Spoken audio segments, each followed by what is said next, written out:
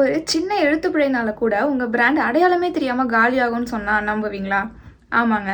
அதுக்கு முன்னாடி நம்ம ஊடகம் டிஜிட்டலை சப்ஸ்கிரைப் பண்ணிட்டு வீடியோவை ஃபுல்லாக பாருங்க. நான் இப்போ சொல்றது வெறும் டிஜிட்டல் மார்க்கெட்டிங்க்கு மட்டும் இல்லைங்க, உங்களோட பிராண்டிங்க்கும் தான். நீங்கள் டிஜிட்டல் மீடியாவில் ஏதாச்சும் பண்ணணும்னு ஆசைப்படுறது தப்பு இல்லைங்க.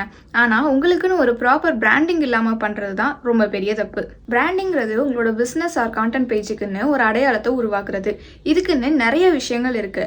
ஆனால் அதில் ரொம்ப முக்கியமான விஷயம்னா, ஒன்று உங்கள் பிராண்டை ரெப்ரசென்ட் பண்ணுற கலர், செகண்டு நீங்கள் யூஸ் பண்ணுற font style, and third one theme. இந்த 3 விஷயத்த கண்டுக்காம ஃப்ரீ சாஃப்ட்வேர்ஸ் கிடைக்குதுன்னு ஒவ்வொரு டைமும் விதவிதமான டிசைன்ஸ்ல நீங்க உங்க பிராண்டிங்கை டிசைன் பண்றதுனால உங்க ஆடியன்ஸ் கன்ஃபியூஸ் ஆயிடுவாங்க அண்ட் பேஜும் ப்ரொஃபஷனலா இல்லாத மாதிரி இருக்கும்.